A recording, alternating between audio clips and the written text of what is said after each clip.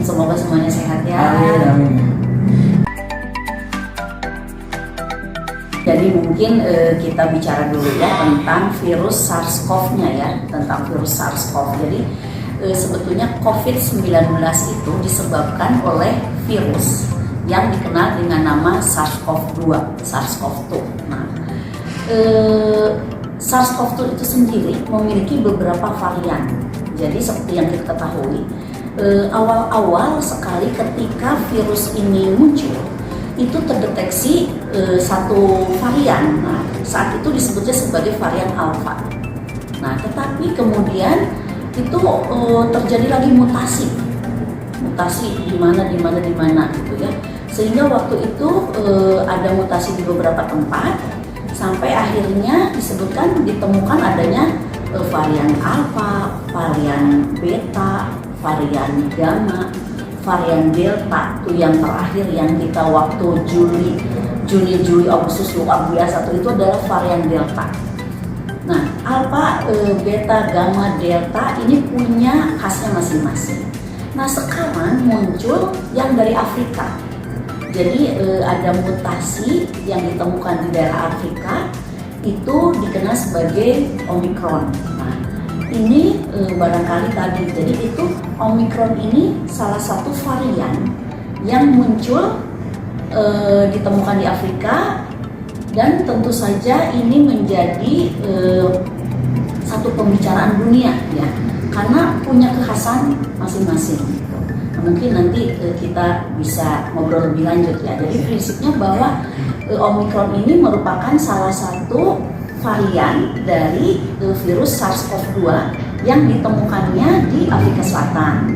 Kalau ininya di bulan November 2021. Nah, itu semua itu dari Afrika sudah menyebar sekarang ke seluruh dunia. Bahkan sekarang sudah masuk ke Indonesia. Sehingga kita memang harus harus waspada barangkali ya dengan ini. Beberapa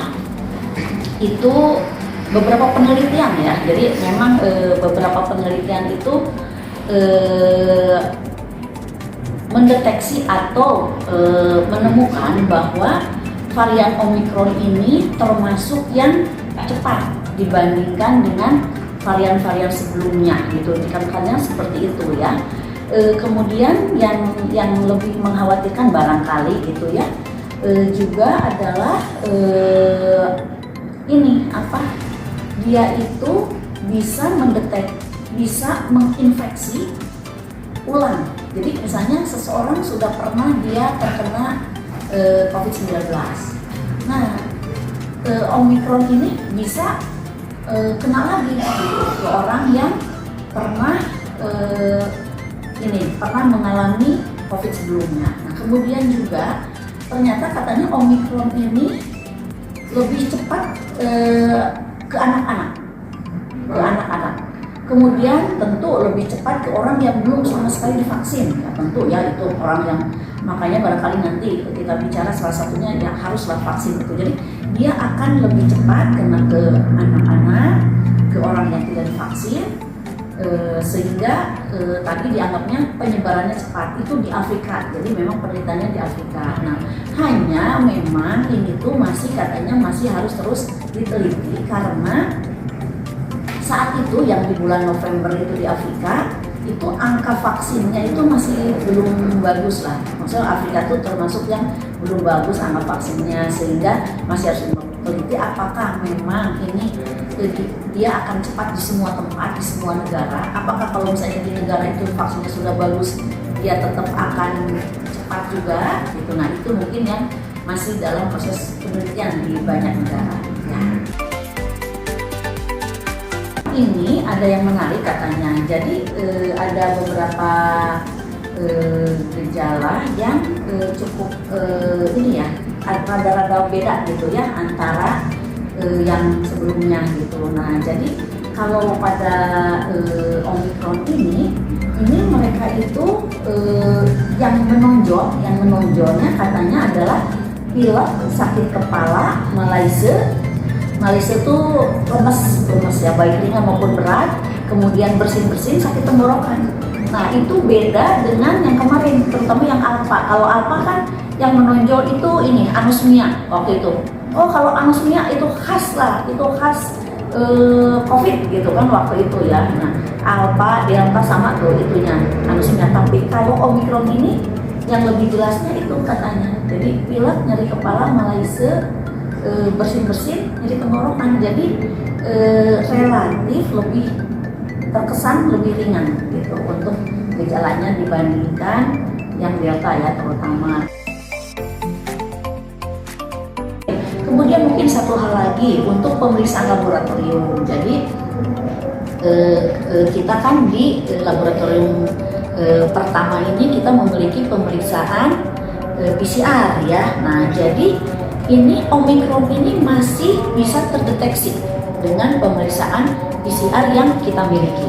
Jadi ini barangkali siapapun nanti yang ada gejala atau apa, ini tetap masih bisa terdeteksi dengan pemeriksaan PCR yang ada, yang kita miliki.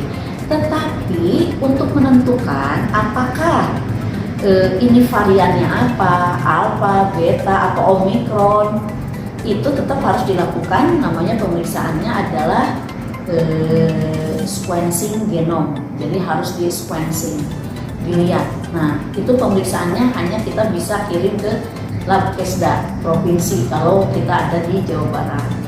Nah baru ketahuan oh ini tuh omikron, oh ini tuh delta gitu. Itu harus ada pemeriksaan lanjutan. Tetapi pada dasarnya dengan pemeriksaan PCR yang kita miliki itu bisa terdeteksi gitu ya.